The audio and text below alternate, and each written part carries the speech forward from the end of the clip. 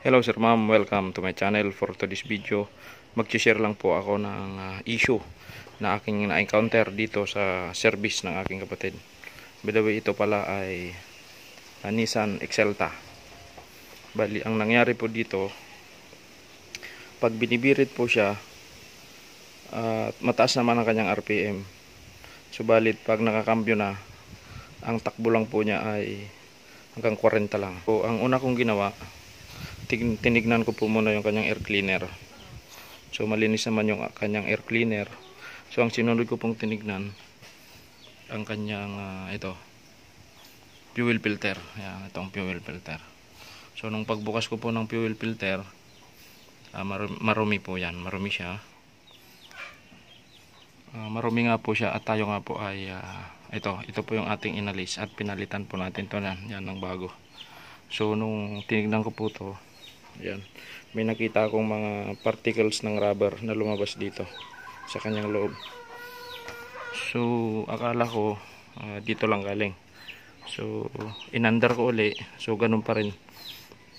Pag hindi nakatakbo, pag hindi umaabante, mataas naman ang kanyang RPM. Kanyang umabot ng 3,000 plus, 3,000 to 4,000. Subalit pag nakakambyo na at biniritan mo, so hanggang 40 lang at minsan namamatay.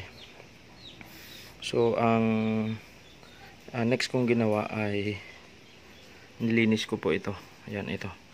Nilinis ko tong, sabi nila map sensor. Map sensor daw yan. So hindi pala ako mekaniko. Ako ay ano lang, nagdi-DIY lang. So nilinis ko yung map sensor, inalis ko to. At dilinis ko rin yan. Ito. Yung loob niya. Hindi ko siya binaklas, subalit nung naalis ko na to, so pinunasan ko siya sa loob. So binalik ko, ganun pa rin. So kaya ang next ko pong ginawa, dahil sa medyo matagal ko na rin ginagamit tong sakyan na to, ay tinignan ko po yung hose. Ayan, yung hose sa kanyang tangke. Ayan. So binaklas ko po yan. Nandiyan po yung kanyang tangke. At ito nga po ang ating nakita. Yan sir ma'am. Itong dalawang hose na to. Ayan, dito tayo sa maliwanag. Itong dalawang hose na to. So bali itong dalawang hose na to pala ay hindi siya yung original na hose sir ma'am. Ito rin yung pinalitan ko noon. I think more or less 8 years ago. Yan. Ito po ay hose na nakakabit sa ating fuel pump. Yan. Fuel pump at itong isa return, sa return siya. So ngayon, nung binaklas ko po ito, malambot na po siya. Kung titignan nyo, yan, may marking siya na ito, yung parang nayuyupi na. Yan, parang nayuyupi na po siya. Yan, ito, parang nayuyupi na yan. Yan, parang nayuyupi na. So ang suspecha ko po rito, pag inaapakan yung silinyador, nagaganyan po siya. Nagsishrink. Yan, nagsishrink siya. So apak ng silinyador, ito po yung sa supply.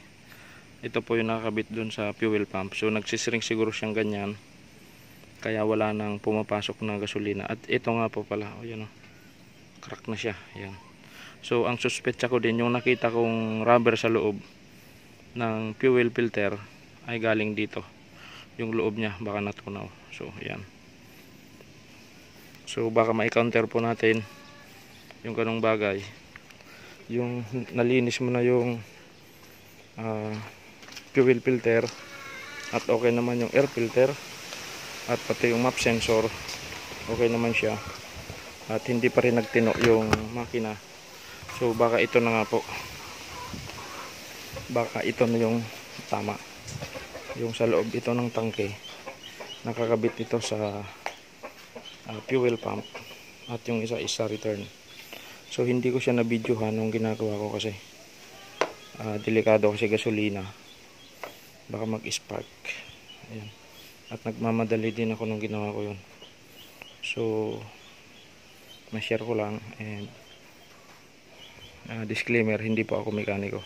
Ako ay nagdi-DIY lang. So nanonood din ng mga video At gusto ko ring i-share para sana pag ma-encounter ng iba ay makatulong din kahit paano. Ayan. Yun sir ma'am. So ito yung aking pinalitan, yung hose sa fuel tank na dalawa plus ito. So buti lang okay pa yung map sensor yan, kasi mahal daw yan. So sa last na part ng video nito, makikita nyo po yung mga picture, aking pinicture ang ginagawa ko. So ngayon subukan po natin start po natin siya para makita po natin kung effective nga ang ating ginawa, sir ma'am. So by the way pala, pag mag-start tayo ng ganitong sakyan, sa aking experience din, hayaan mo nating yung priming pump nya is makapag-pump siya ng gasolina. So ngayon, start na po natin. Yun, nakuha siya sa 1 click. At kung titingnan natin yan,